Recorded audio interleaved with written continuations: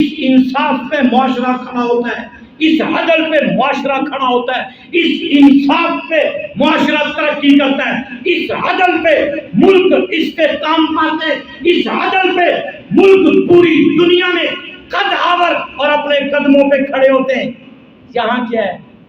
یہاں تیرے ملک کا پاکستان دنیا کا واحد ملک ہے کہ یہاں کا چیف جسٹس بھی شراب کی بوتل کو اپنے ہاتھوں سے اٹھانے کے بعد، برآمد کرنے کے بعد اس کو شراب نہیں لکھ سکتا۔ کیا غل میں ہوائی گال نہیں کرنا پیا؟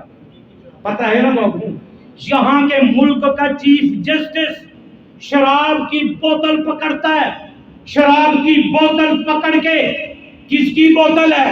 وہ کسی ایم پی اے کی بوتل ہے، اس کے پیچھے کوئی سیاسی قد آور شخصیت ہے، اس کے پیچھے کوئی بڑا آدمی ہے، لہذا چیف جسٹس اسے شراب نہیں لکھ سکتا۔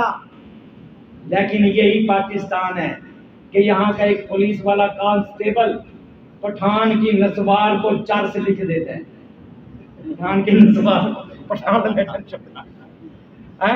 اس ملک کا قانون اتنا اندھا ہے، اس ملک کا قانون اتنا لولا لنگڑا ہے، اس ملک کا نظام عدل اتنا مر چکا ہے، اس ملک کا نظام انصاف اتنا دبک چکا ہے کہ آپ کے چیف جسٹس کے قلم میں بھی عدل کی وہ پرواز نہیں ہے جو اللہ نے قرآن میں کہا کہ اعدلوا ہوا اقرب للتقوی۔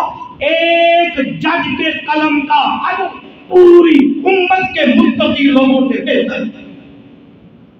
بک گیا قلم، شاہ بکتے ہیں، امیر بکتے ہیں، غریب بکتے ہیں، تیرے ملک میں بس سارے ہی بکتے ہیں۔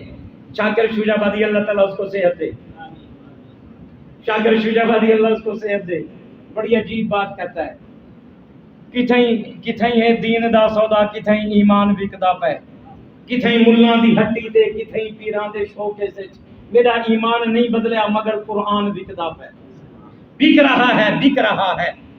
مفلسی نہ بکی، جہل نہ بکا، علم بکا اور شعور بکا۔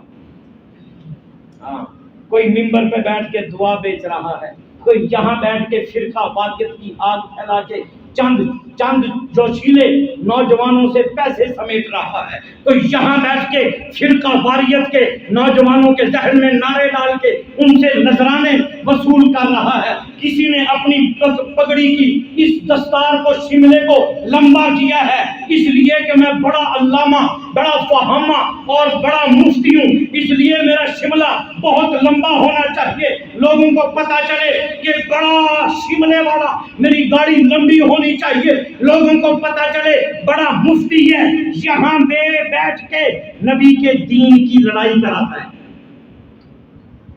بک گیا، سب بک گیا۔ میرے نبی نے فرمایا ابو بصیر واپس کر دیا، ابو بصیر نہ ادھر گئے نہ ادھر گئے، درمیان میں ساحل سمندر پہ ڈیرے لگا۔ جو دو مشرکین مکہ گرفتار کرنے آئے تھے نا، ان کے ساتھ جا رہے تھے، پیارے نبی نے واپس بھیج دیا، فرمایا نہیں ہمیں معاہدہ عزیز ہے، تم عزیز نہیں ہو۔ اب گئے، اب پیارے نبی کے شہر مدینے سے نکلے تاکہ پیارے نبی کے اوپر آنچ نہ آئے، ان دو جو تلوار لیے ہوئے تھے ان سے باتیں کرتے رہے، کہا یار تیری تلوار بڑی خوبصورت ہے، تلوار تیری بڑی خوبصورت ہے یار، لشکارے بہمرے نہیں ہے، وہ جھوم پھکی جی گیا۔ حضرت ابو بصیر نے کہا یار اسے نکال کے تو دکھاؤ، انہوں نے کڑک کر کے نکالی، چراں۔ حضرت ابو بصیر نے کہا یار یہ تو آواز ہی بڑی خوبصورت ہے یار۔ وہ کہا ہاں بھئی یہ میں نے فلاں سے بنائی ہے، فلاں سے بنائی ہے۔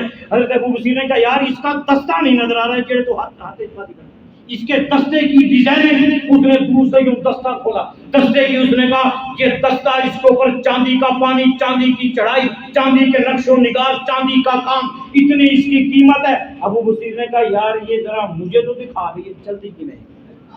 وہاں گئے گھنٹے کے حضرت ابو بصیر نے تلوار لی اور اس کی گردن اتار دی، جب گردن اس کے نیچے گرا دوسرا آگے بڑھا، ابو بصیر نے کہا یہ دیتا پہلے دا حال تو میرے لگے تیرے نالی میں تھی، وہ اٹھاؤں بھاگ گیا، وہ وہیں سے بھاگ گیا۔ حضرت ابو بصیر نے وہیں ساحل سمندر پہ ڈیرے لگائے۔ جب یہ خبر پیارے نبی کو پہنچی نا کہ آپ کے غلام ابو بصیر نے یہ حال کیا، اب یہ جملہ پیارے نبی کا سنیں، یہ پیارے نبی کا جملہ پوری سیرت کی غمازی کر رہا ہے.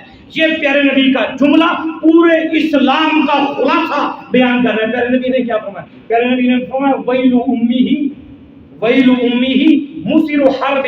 پیارے نبی نے فرمایا ابو بصیر کی ماں مرے، یہ جنگ بھڑکانا چاہتا ہے. یہ جنگ بھڑکانا، ہاں پتہ چلا کہ میرے نبی کو جنگ پیاری نہیں تھی، پتہ چلا کہ میرے نبی جنگجو نبی نہیں تھے. مسلمانوں نے بھی کام بڑا گڑبڑ کر دیا ہے. پوری دنیا کفر جو ہے نا آج یہ جو کہتی ہے نا یہ قانون ختم ہونا چاہیے، ناموس رسالت قانون کے ختم کرنے کا مطالبہ پوری دنیا کی طرف سے کیوں ہو رہا ہے؟ مسلمانوں نے بھی گڑبڑ شروع کر دی ہے. مسلمان کی کسی عیسائی سے ذاتی لڑائی ہے نا، وہ کہتا ہے اس پہ کچھ ہو نہ ہو بہانہ ڈھونڈ کے اس پہ ناموس رسالت کا پرچہ کرایا جائے. یہ بھی غلط باتیں. اس لیے سب سے پہلے تو ہمیں اپنا قبلہ درست کرنا چاہیے. ہم اپنے آپ کو چینج کریں، اپنے اندر انقلاب لائیں.